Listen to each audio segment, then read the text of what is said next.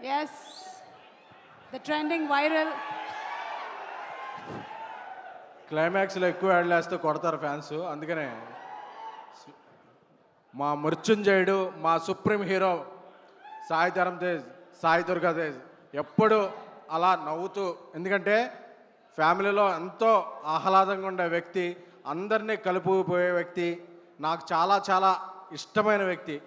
ఎందుకంటే ఆయన ఎప్పుడు బాగుండాలి.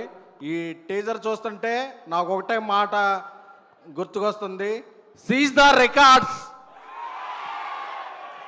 సో ఇప్పుడే వెళ్ళారు మన గ్లోబల్ స్టార్ రామ్ చరణ్ గారు.